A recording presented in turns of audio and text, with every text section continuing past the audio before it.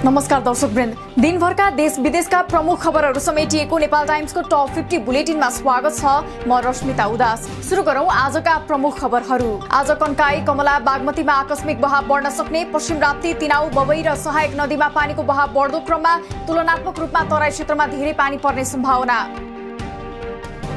सिन्धुपाल्चोकको मेलम्ची नदीमा गत मंगलबार आएको बाढीले हिलम्बु गाउँपालिकामा 3 चिनिया सहित 23 जना बेपत्ता, 112 परिवार विस्थापित, सडक नहुँदा राहत लैजान समस्या। बाढी पहिरोका कारण देशका 15वटा सडक बन्द। पहिरो तथा बाढीका कारण बन्द भएका राजमार्ग सहितका 51वटा सडक मध्ये 24वटा एकतर्फी सञ्चालनमा आए, 12 सडक भने मर्मतपछि नियमित सञ्चालन। पहिरोले थुनिएको तिब्बततर्फको रोङसी खोलाको तालबाट पानीको निकास गराउन चिनिया पक्ष सफल। माथिल्लो भेगमा वर्षा जारी रहेकाले तामाकोशी तटीय क्षेत्रका बासिन्दालाई सुरक्षित रहन आग्रह। महाकालीको बहाव यस वर्षकै उच्च। नदीको बाढीले कञ्चनपुरमा निर्माणाधीन मोटरेबल पुलको बाँध बगायो। 8 घर डुबानमा। जलसतहले खतराको तह पार गरेकोले सतर्कता अपनाउन अपिल। तातोपानी नाकाबाट सिन्धुपाल्चोक आउने सडक अवरुद्ध। स्वास्थ्य सामग्री, अक्सिजन प्लान्ट, विद्युत गृहका उपकरण, राहतका सामग्रीहरू ल्याउन समस्या। मनाङको नासो गाउँपालिकाको बाढी पहिरोबाट क्षतिग्रस्त क्षेत्रमा अहिलेसम्म सुरक्षा निकाय पुग्न सकेनन्। केही सुरक्षित स्थानमा बसेका स्थानीयवासीमा खाद्यान्न र खानेपानीको समस्या। 70% सडकमा क्षति। तातोपानी नाकाबाट सिन्धुपाल्चोक आउने सडक अवरुद्ध। मितेरी पुल भन्दा अगाडि रहेको लिपिङ नदीको पुलमुनि नदीले कटान गरेपछि जोखिमका कारण सवारी साधनलाई आवत जावतमा रोक। 1 करोड भन्दा बढी लागतमा दाङको घोरदौरामा निर्माणाधीन खुला नाचघर बर्खा थिर्न नसकेर भत्कियो। वन कार्यालयको सहयोगमा निर्माण थालिएको नाचघर घोराई उपमहानगरलाई हस्तान्तरण गर्न बाँकी। गृहमन्त्री खगराज अधिकारी र 7 प्रदेशका आन्तरिक मामिला मन्त्रीहरूबीच विपद व्यवस्थापन र निर्वाचन सुरक्षाबारे छलफल। प्राप्त सुझावहरूलाई ध्यानमा राखेर प्रभावकारी कार्यान्वयन गर्ने बारे छलफल भएको मन्त्री अधिकारीको भनाई।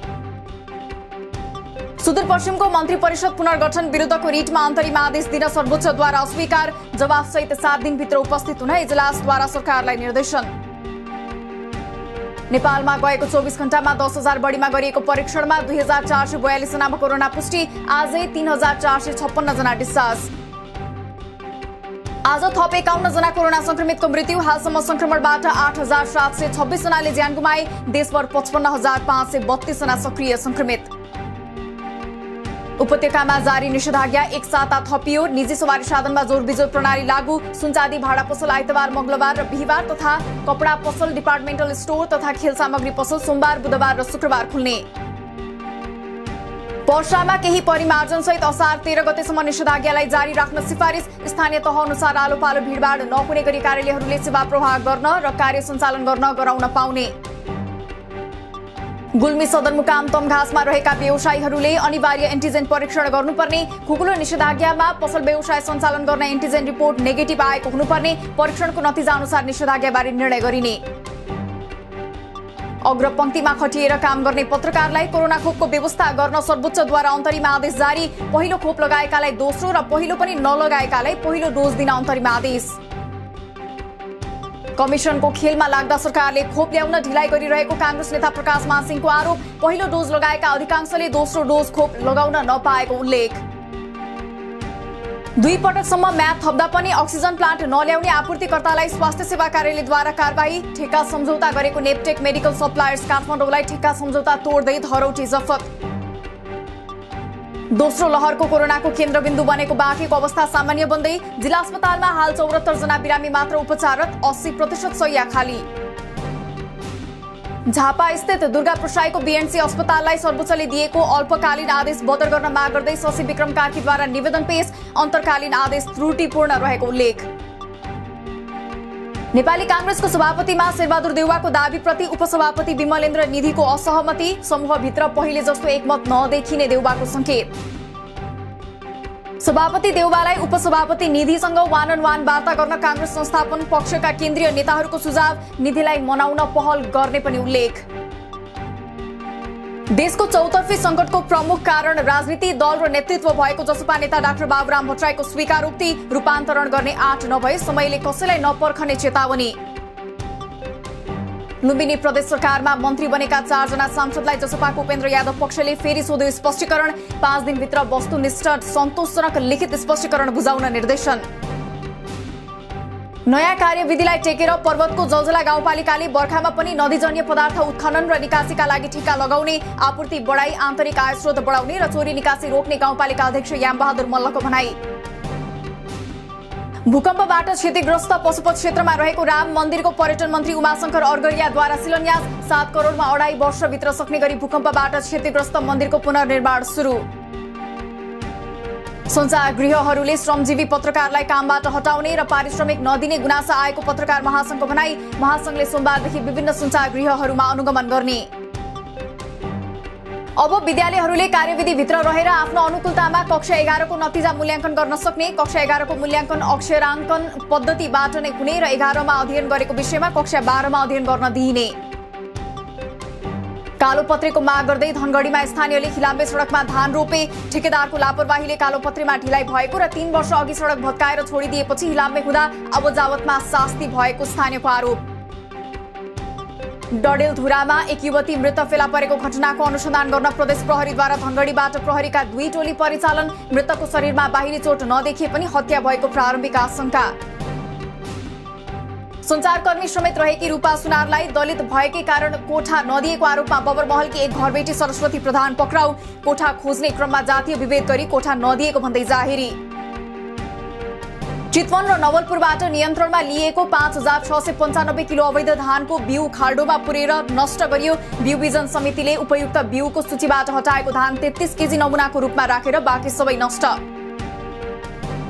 सरकारले दिएको अनुदान दुरुपयोग भइरहेको र ठूलाबडाका नजिककाले मात्रै पाइरहेको कृषकको गुनासो। कृषि ऋण लिने प्रक्रिया झन्झटिलो भएको दुखेसो।